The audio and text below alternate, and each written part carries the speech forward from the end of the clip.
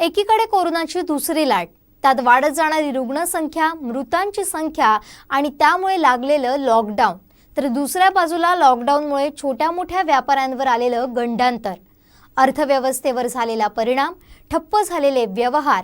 मग अशा वेळी प्रश्न पडतो, लॉकडाऊन असावं की नसावं? लॉकडाऊनचा फायदा होतोय की तोटा? सिंधुदुर्ग जिल्ह्यात खरंच पुन्हा लॉकडाऊनची आवश्यकता आहे का? पाहुयात आमचे प्रतिनिधी गुरुप्रसाद दळवी यांचा हा स्पेशल रिपोर्ट। गेल्या वर्षी मार्चमध्ये सिंधुदुर्ग जिल्ह्यात कोरोनाचा पहिला रुग्ण सापडला। त्यानंतर ही संख्या वाढतच गेली। नंतर केंद्र सरकारनं लॉकडाऊन घोषित केलं। साधारण दिवाळीपर्यंत या पहिल्या लाटेचे परिणाम जिल्ह्यात जाणवत राहिले। उद्योग, व्यापार, पर्यटन, लोककला, शेती या सर्वांवर या लॉकडाऊनचा परिणाम झाला। अर्थव्यवस्थेवरही परिणाम झाला। पण नोव्हेंबर-डिसेंबरच्या दरम्यान सर्व अनलॉक होतंय असं वाटत असतानाच फेब्रुवारीपासून पुन्हा दुसऱ्या लाटेच्या तडाख्यात सिंधुदुर्ग जिल्हा सापडला। रुग्णसंख्या झपाट्यानं वाढू लागली। रुग्णालयं फुल होऊ लागले। ऑक्सिजन, रेमडेसिवीर इंजेक्शन यांचा तुटवडा जाणवू लागला। आणि सर्वात चिंतादायक गोष्ट म्हणजे मृत्यूंचं प्रमाणही वाढू लागलं। ते एवढं वाढलं की संपूर्ण राज्यात सिंधुदुर्ग जिल्ह्याचा मृत्यूदर सर्वात जास्त ठरला। ही सर्व परिस्थिती पाहता शहर, तालुके यांनी जनता कर्फ्यूचा निर्णय घेतला। कणकवली, सावंतवाडी, कुडाळ या तालुक्यांनी स्वयंस्फूर्तीनं याची अंमलबजावणी केली। मालवणमध्ये मात्र व्यापाऱ्यांनी जनता कर्फ्यूला विरोध केला, पण रुग्णसंख्या वाढतच होती। परिस्थिती हाताबाहेर जात असताना पाहून शेवटी पालकमंत्री उदय सामंत यांनी जिल्ह्यात कडक लॉकडाऊन लागू केलं। सर्व बाजारपेठा, व्यवहार, शाळा, कॉलेज, आस्थापना सर्वच बंद झालं। लोकांचं काम थांबलं, रोजगार बुडाले। हातावर पोट असणाऱ्या लोकांचे तर या लॉकडाऊनमध्ये फार हाल होत आहेत असं काहींचं म्हणणं आहे। अशा लोकांचा लॉकडाऊनला विरोध आहे। गेले काही दिवस सिंधुदुर्गातच नव्हे तर पूर्ण महाराष्ट्रात आपण लॉकडाऊन झालेला बघत आहोत। सिंधुदुर्ग जिल्ह्याबद्दल बोलायचं झालं तर गेले काही दिवस लॉकडाऊन लोक चांगल्या पद्धतीने पाळत आहेत। असंच असताना आता जनता कर्फ्यू देखील लागू झालेला आहे। पण ह्या कर्फ्यूचा आपल्याला कुठेच फायदा होताना दिसत नाही आहे। दिवसेंदिवस रुग्णांची वाढती संख्या बघता लॉकडाऊन करणं हा काही उचित पर्याय ठरताना दिसत नाही आहे। उलट या होणाऱ्या लॉकडाऊनमुळे लोक आता भुकेने मरण्याची परिस्थिती निर्माण झालेली आहे। सत्ताधारी पक्षातील मंत्र्यांना देखील माझं असंच सांगणं आहे की आपण आपल्या परिवारासहित 15 दिवस तरी एकदा झोपडपट्टीत राहून बघा। आपली संपूर्ण प्रॉपर्टी काढून घेऊन आपले सर्व इन्कम ज्या वेळेला बंद होतील व आपल्याला झोपडपट्टीत राहावं लागेल त्यावेळेला तुमच्या लक्षात येईल की ह्या लॉकडाऊनमध्ये असं आयुष्य काढणं किती कठीण झालं आहे। तर हा लॉकडाऊन असाच सुरू राहिला तर लोक कोरोनापेक्षा भुकेनेच जास्त मरतील। सिंधुदुर्गसारख्या जिल्ह्यामध्ये बरीचशी लोक कुडाळसारख्या ठिकाणी असो, कणकवलीसारख्या ठिकाणी असो, गावातून दुकानांमध्ये कामाला येत असतात। सर्वच दुकाने बंद असल्यामुळे छोटे छोटे रोजगार देखील बंद झालेले आहेत। कपड्याच्या दुकानात कामाला असणारी लोके, कॉस्मेटिकमध्ये कामाला असणारी लोक सर्वांचंच नुकसान होताना दिसतंय। फिरते व्यापारी असतील, मसाल्याचे व्यापारी असतील, हे ह्या सीझनमध्ये फिरून व्यापार करतात, यांचे देखील व्यापार बंद झालेले आपल्याला दिसत आहेत। तसेच सरकारने जाहीर केलं होतं की रिक्षावाल्यांना 1500 रुपये देण्यात येतील, पण ते 1500 रुपये देखील रिक्षावाल्यांना मिळताना आपल्याला दिसत नाही आहेत। आणि आता पुन्हा पुढचा लॉकडाऊन लागला आहे, म्हणजे तसा हिशोब केला तर 3000 रुपये मिळायला हवेत। काल जर कुडाळ रिक्षा स्टँडवर जाऊन बघाल तर एकही रिक्षा तिथे नव्हती, त्यामुळे त्या लोकांचं देखील जीवन जगणं मुश्किल झालं आहे। सरकार ज्या ज्या लोकांच्या प्रतिक्रिया घेत आहे त्या प्रतिक्रिया पाहता ते जी लोक सांगतायत की लॉकडाऊन हवाच, ही सर्व लोक ही गव्हर्नमेंट सर्वंट असलेली दिसत आहेत, ज्यांचे स्वतःचे पगार चालू आहेत। त्यामुळे त्यांना सांगायला काय जात आहे लॉकडाऊन हवा। मात्र तुम्ही अशा लोकांच्या प्रतिक्रिया घ्या जी झोपडपट्टीतील लोक आहेत। आपल्या संपूर्ण देशाचा विचार केला तर 70% लोक ही अशी आहेत जी सकाळी कामावर जातील, त्याच वेळेला संध्याकाळी जेवू शकतील। त्यामुळे माझी सरकारला कळकळीची विनंती आहे की लोकांना तुम्ही आवाहन करा की तुम्ही स्वतःची काळजी घेऊन आयुष्य स्वतःचं पुढे सरकवा, पण लॉकडाऊन मात्र आता थांबलाच पाहिजे, अन्यथा काहीच दिवसात आपल्याला जनतेचा उद्रेक झालेला पाहावयास मिळेल। ही झाली एक बाजू, पण लॉकडाऊन करण्याची 3 प्रमुख उद्दिष्ट होती। पहिलं उद्दिष्ट म्हणजे कोरोनाची साखळी तोडणं. साखळी तोडली तर विषाणूचं पेशी विभाजन रोखलं जाईल. दुसरं म्हणजे बाधित व्यक्तींमध्ये वाढ झाली तर त्यांच्यावर उपचार करण्यासाठी तयारी करायला आरोग्य यंत्रणेला अवधी मिळेल. आणि तिसरं उद्दिष्ट म्हणजे मानवी वर्तणुकीवर काम करणं. याचा अर्थ पुरुष, स्त्रिया आणि मुलांना हात धुणं, मास्क घालणं आणि सुरक्षित वावराचे नियम पाळण्याची सवय लावणं. एकीकडे कोरोनाचे पेशंट वाढत आहेत, पण लॉकडाऊन लागू केल्यानं नेमके काय फायदे झाले आहेत का हे देखील पाहणं महत्त्वाचं आहे. खरं तर आपल्या भाषेमध्ये एक म्हण आहे की पी हळद आणि हो गोरी. असं काही कधी होत नसतं. म्हणजे आज लॉकडाऊन जाहीर केला आणि उद्यापासून रुग्णसंख्या आटोक्यात आली, बाधित होण्याची संख्या कमी झाली, आपला आकडा शून्यावर आला, असं कधी होत नसतं. त्याला थोडा वेळ द्यायला लागतो. आणि लॉकडाऊन जाहीर झाल्यानंतर आज आपण पाहतोय कालांतराने आता काही दिवस गेल्यानंतर रुग्णसंख्या आपली आटोक्यात येते, बाधित होणाऱ्यांची संख्या सुद्धा आटोक्यात येते. म्हणजे याचाच अर्थ असा होतो की हा जो लॉकडाऊनचा जो निर्णय होता किंवा निर्बंध लावण्याचा जो निर्णय होता हा खऱ्या अर्थाने योग्य अशा प्रकारचा निर्णय होता. आणि म्हणूनच आज त्या ठिकाणी रुग्णसंख्या आटोक्यात येताना आपण महाराष्ट्र राज्यात पाहतो आहे. आणि महाराष्ट्र राज्याने किंवा महाविकास आघाडी सरकारच्या माध्यमातून उद्धवसाहेब ठाकरे साहेबांनी जे निर्णय घेतलेत त्याचं कौतुक सुप्रीम कोर्टाने तर केलंच, पण त्याचबरोबर आपल्या देशाचे पंतप्रधान नरेंद्र मोदी साहेब यांनी सुद्धा त्यांच्या निर्णयाचं कौतुक केलं आहे. त्यांना शाबासकी दिली आहे. ज्या प्रकारे त्यांनी हे राज्य हाताळलेलं आहे या महामारीमध्ये त्याची कौतुकसुद्धा केंद्र सरकारने, सुप्रीम कोर्टाने सुद्धा केलेलं आहे. खरं तर कोणत्याही प्रकारचा लॉकडाऊन किंवा निर्बंध ज्यावेळी लोकांवर लादले जातात साहजिकच त्या ठिकाणी अर्थचक्र थांबतं, राज्याचे आर्थिक नुकसान होत असते.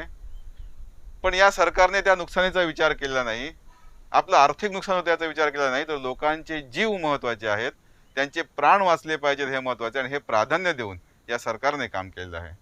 आणि हा लॉकडाऊन लावत असतानाच त्यातून कशा प्रकारे लोकांना दिलासा देता येईल, कशा प्रकारे जे बाधित होणार, जे त्याच्यामध्ये भरडले जाणारे लोक आहेत त्यांना कशा प्रकारे दिलासा देता येईल याचा सुद्धा या सरकारने विचार केला. ज्यामध्ये लोकांचे जे अन्नाची गरज असते त्यासाठी लोकांना मोफत धान्य दिलं गेलं.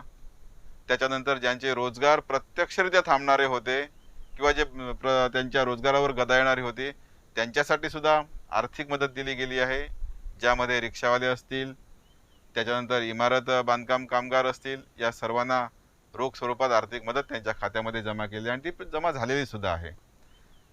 खरं तर ज्यावेळी निर्बंध लागू होतात त्यावेळी निश्चितपणे त्या ठिकाणी लोकांना त्या ठिकाणी त्यांची गैरसोयी होणारच आहे आणि त्यातून कोणीही सुटणारं नाही आहे. पण ती कमीत कमी कशा प्रकारे होईल यासाठी निश्चितपणे सरकारने प्रयत्न केले आहेत. आणि आज आपण पाहतोय की या महामारीमध्ये, या दुसऱ्या लाटेमधून आपण हळूहळू बाहेर येतो आहोत. खरं तर आता तिसरी लाट सुद्धा येऊ घातलेली आहे अशा प्रकारचे शास्त्रज्ञांनी किंवा तज्ज्ञांनी, वैद्यकीय तज्ज्ञांनी त्या ठिकाणी भीती व्यक्त केली आहे. जागतिक आरोग्य संघटनेने सुद्धा सांगितलेले आहे की तिसरी लाट येणार आहे आणि त्या लाटेमधून आपल्या लोकांना कशा प्रकारे वाचवायचं याच्यासाठी सुद्धा आपलं सरकार प्रयत्न करत आहे. ऑक्सिजनची जी कमतरता होती राज्यामध्ये, संपूर्ण देशामध्येच जी ऑक्सिजनची कमतरता होती त्या दृष्टीने आपण प्रयत्न सुरू केलेले आहेत. प्रत्येक जिल्ह्यामध्ये ऑक्सिजनचा प्लॅन्ट तयार झाला पाहिजे यासाठी प्रयत्न चालू आहेत. त्याचबरोबर जे औषधांची जी तुटवडा जाणवत होता त्यावर सुद्धा काम सुरू झालेलं आहे. आणि तिसरी लाट जी येणार आहे ती विशेषतः लहान मुलं असतील ती या लाटेमध्ये बाधित होतील अशा प्रकारचा अंदाज किंवा शक्यता जागतिक आरोग्य संघटनेने व्यक्त केलेली असल्यामुळे आपले उद्धव साहेब मुख्यमंत्री, माननीय मुख्यमंत्री यांनी तशा प्रकारचा एक टास्क फोर्स राज्य पातळीवर तयार केलेला आहे, ज्या माध्यमातून या मुलांचं कशा प्रकारे रक्षण करता येईल किंवा ती बाधित होण्यापासून कशा प्रकारे वाचवता येईल यासाठी सुद्धा राज्य सरकार प्रयत्नशील आहे. खऱ्या अर्थाने तिसऱ्या लाटेचा जी येण्याची शक्यता जी आहे त्या लाटेपासून आपल्या राज्यातील जनतेला कशा प्रकारे वाचवता येईल यासाठी निश्चितपणे आपलं सरकार पूर्णपणे तयारी करत आहे. लॉकडाऊनवरून काही राजकीय पक्षात सुद्धा मतमतांतर आहे. मूळ मुद्दा बाजूला राहून नको त्यावेळी राजकारण केलं जात आहे. कोरोनाचा सामना करण्यासाठी खरं तर एकजुटीची गरज आहे, पण ते होताना दिसत नाही. काही वेळा राजकीय पक्षांकडून त्यांचे जे पदाधिकारी असतात किंवा त्यांचे जे लोक असतात त्यांच्याकडून प्रतिक्रिया देताना राजकीय अशा प्रकारची प्रतिक्रिया दिली जाते. खरं तर आज ज्या परिस्थितीतून आपला देश जातो आहे, आपलं राज्य जातं आहे, यामध्ये राजकारण करण्याची ही वेळ नाही आहे. प्रत्येकाने आपली सामाजिक जबाबदारी ओळखली पाहिजे. राष्ट्राप्रती आपली जी असलेली भावना आहे, आपलं जे प्रेम आहे राष्ट्राप्रती, ते आपण ओळखलं पाहिजे. आणि सामाजिक बांधिलकीतून, सामाजिक जाणीवेतून आपण आज या ठिकाणी आपलं राज्य असेल, आपला देश असेल, त्या देशातील लोक असतील, राज्यातील लोक असतील, यांच्या पाठीशी भक्कमपणे उभं राहिलं पाहिजे. आणि राजकारण करण्यासाठी जे इतर दिवस असतात त्यावेळी राजकारण करून आज जी आपली परिस्थिती आहे त्या परिस्थितीला तोंड आपण सर्वांनी मिळून राजकारण विरहित अशा प्रकारे दिलं पाहिजे. काही वेळा पदाधिकारी सरकारवर टीका करत असताना मंत्र्यांनी येऊन कुठेतरी गरिबांच्या घरात राहिलं पाहिजे किंवा गरिबांच्या झोपडीत राहिलं पाहिजे, अशा प्रकारच्या सुद्धा आपण प्रतिक्रिया ऐकत असतो. कदाचित या प्रतिक्रिया केंद्र शासनासाठी असतील असं मला वाटतंय. कारण आपण पाहतो किंवा आपण नेहमी टी व्हीच्या माध्यमातून चर्चा ऐकत असतो की करोडो रुपयांचे सूट, करोडो रुपयांचे चष्मे, लाखो रुपयांची पेनं जी लोक वापरतात, कदाचित त्यांच्यासाठी हे सल्ले असतील असं मला वाटतं. कारण राज्य सरकारच्या माध्यमातून जे आपलं राज्य सरकार काम करतं आहे आणि त्या राज्य सरकारमधील जे प्रतिनिधी आहेत हे सर्व तळागाळातील आणि गोरगरीब जनतेशी नाळ जोडलेले असलेलेच प्रतिनिधी असल्यामुळे गोरगरीब लोकांच्या ज्या काही समस्या आहेत त्यांना निश्चितपणे समजत असतात आणि त्या जाणीवेतूनच ही लोक काम करत आहेत. कोरोनाच्या या साथीच्या दृष्टीनं पाहिलं तर जीवनाच्या नाण्याला दोन बाजू आहेत. पहिली म्हणजे अस्तित्व राखण्यासाठी जगणं गरजेचं आहे. दुसरं म्हणजे शरीर आणि मनाचे संतुलन राहील याची काळजी घेणं आवश्यक आहे. साधारणतः या दोन्ही गोष्टी शक्य होण्यात अडचण नसते, परंतु कोरोनामुळे मानवावर कठीण परिस्थिती ओढवली आहे. सामाजिक आणि आर्थिक कारणांमुळे होणाऱ्या भेटीगाठींमधून विषाणूच्या फैलावाला चालना मिळते. मोठ्या प्रमाणावर मृत्यू होण्याचा धोकाही निर्माण होतो, परंतु निष्क्रियता आणि विलगीकरणामुळे लोकांची आर्थिकदृष्ट्या जगण्याची क्षमता संपते. दीर्घकालीन विचार केला तर विशेषतः गरिबांचा एकतर संसर्गामुळे मृत्यू होतो अथवा भुकेनं. एकंदरीत कोरोनाचा जर विचार केला तर या कोरोनाचा प्रादुर्भाव लक्षात घेतल्यानंतर त्याच्यावरचा लॉकडाऊन हा एक उपाय आहे किंवा नाही अशा प्रकारची चर्चा सुद्धा आता लोकांच्यात दिसून यायला लागली. पण तो प्रत्यक्षात जर आपण विचार केला तर कोरोना रोखण्यासाठी किंवा साखळी रोखण्यासाठी लॉकडाऊन खूप गरजेचं आहे. आणि ही बाब आता IMA आणि अनेक मेडिकल संस्थांनी सुद्धा मान्य केलेली आहे. पण तू केवळ दुकाने बंद ठेवून आणि रस्त्यावर कोणी न फिरकून लॉकडाऊन यशस्वी झालं आहे असं म्हणता येईल का, हा प्रश्न आपल्यासमोर आहे. आपण जर अनेक व्हिडिओज पाहिले किंवा अनेक वस्तुस्थिती लक्षात घेतली तर असं लक्षात येतंय की बऱ्याच वेळा मोठ्या संख्येने लोक गर्दी करतात बाजारात. आणि प्रश्न असा येतो की हे लोक बाजारात कशासाठी येतात, लॉकडाऊन असताना सुद्धा लोक बाजारात का येतात. तर लॉकडाऊन करण्यापूर्वी लोकांच्या सुद्धा काही गरजा आणि समस्या लक्षात घेतल्या पाहिजेत. मागच्या वेळच्या लॉकडाऊनच्या वेळी आपण पाहिलं की त्यावेळी लोकांचं इलेक्ट्रिक बिल अजूनही भरली गेलेली नाहीयेत. लोकांजवळ पैसाच नाहीये. मग लोक कशासाठी, कामासाठी म्हणून बाहेर पडणारच. आणि जर लोक कामासाठी बाहेर पडणार असतील तर लॉकडाऊन यशस्वी कसं होणार हा प्रश्न आहे. आणि जर लॉकडाऊन यशस्वी होणार नाही तर ही साखळी कधीच तुटणार नाही. मग लॉकडाऊन यशस्वी व्हायला हवं असेल तर हातावर ज्या लोकांचं पोट आहे त्या लोकांची शासनाने प्रथम दखल घेणे गरजेचं आहे. पण असं केव्हा होत नाही. मागच्या वेळी लाईट बिल, विद्युत बिल माफ केलं जाईल, कमी केलं जाईल असं सांगण्यात आलं. बँकेचे हप्ते माफ केले जातील असं सांगण्यात आलं. पण तो बँकेचे हप्ते कोणी माफ केलेच नाहीत, उलट त्यावर व्याज लावण्यात आलं. विद्युत बिल सरकारने माफ केलंच नाही, परंतु ते भरण्यासाठी तगादान लोकांचे लाईट तोडण्याचे प्रकार सुरू झाले. म्हणजेच यातनं असं दिसून येतंय की तुम्ही रस्त्यावर येऊ नका, तुम्ही पैसे कमवू नका, तुम्ही घरामध्ये लॉकडाऊन राहा, ठीक आहे, लॉकडाऊन राहतो, रस्त्यावर आलात तर तुम्हाला फटके पडतील, तुम्हाला मार पडेल, परंतु तुम्ही मात्र इलेक्ट्रिक बिलं कायम भरा. हे कसं काय शक्य आहे? लोक घराकडे पैसे छापण्याचं मशीन घालणार आहेत का ही लाईट बिलं आणि इलेक्ट्रिक बिलं आणि EMI भरण्यासाठी? पण याचा विचार कोणीही राजकीय पक्ष करत नाही. ज्यांची प्रामुख्याने एक गोष्ट लक्षात घ्या की सरकारी नोकरांना पगार मिळतो. लॉकडाऊन केल्यामुळे सरकारी नोकर ऑफिसर येतील, कमी प्रमाणात येतील किंवा ऑफिसच बंद राहतील, पण त्यांचा पगार बंद राहत नाही. पगार जे हातावर काम करत आहे, ज्यांचं पोट हातावर आहे, अशा लोक घरामध्ये जर अडकून पडली तर त्यांचं उद्या भवितव्याचं काय ह्याचा विचार न करता केलेलं लॉकडाऊन हे निव्वळ खुळेपणा आहे असं म्हणावं लागेल. त्याचबरोबर आणि एक गोष्ट लक्षात येईल की ह्या लॉकडाऊनचे दुष्परिणाम मागच्या वेळी आपण पाहिलेले आहेत. नाहीतर मग असं म्हणावं लागेल की रोग चालेल पण त्याची औषधं नकोत. एक वेळ माणसं कोरोनाने कमी मरतील, पण यानंतर लोक जर भूकबळीने मरायला सुरुवात झाली तर ती भूकबळी आवरता येणार नाहीत. आणि म्हणून लॉकडाऊनपेक्षा लॉकडाऊन करण्यापूर्वी सर्वसामान्य लोकांच्या आर्थिक परिस्थितीचा विचार करणे अत्यंत आवश्यक आहे. आणि हे कधीही होत नाही, ही दुःखाची गोष्ट आहे. कारण सरकारी नोकर मोठ्या प्रमाणामध्ये कामावर येत नाहीत किंवा त्यांना कामावर येऊ नको म्हणून सांगितलंय, पण त्यांचा पगार त्यांना महिन्याने मिळणारच आहे.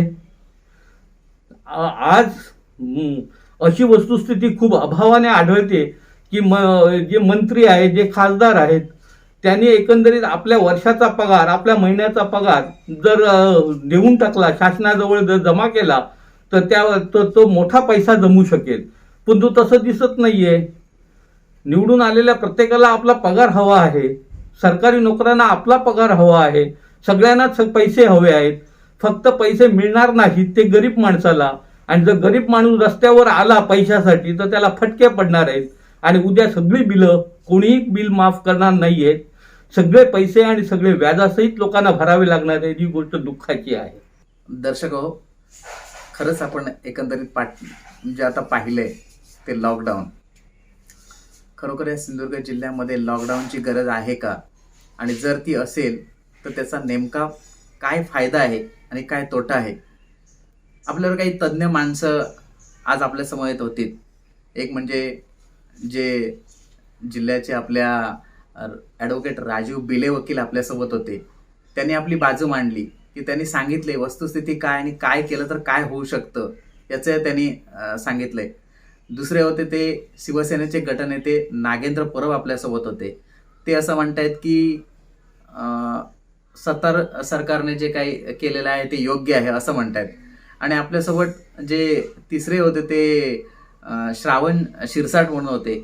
त्यांनी आपली बाजू म्हणतात की केंद्र सरकारने जे काय सांगितलं ते बरोबर आहे, पण त्याने असंही सांगितलंय की या सरकारने झोपडीमध्ये जाऊन पाहिलं पाहिजे आणि त्याची पाहणी करून नेमकी काय परिस्थिती आहे हेही सरकारने बघितलं पाहिजे, असंही त्यांनी सांगितलं.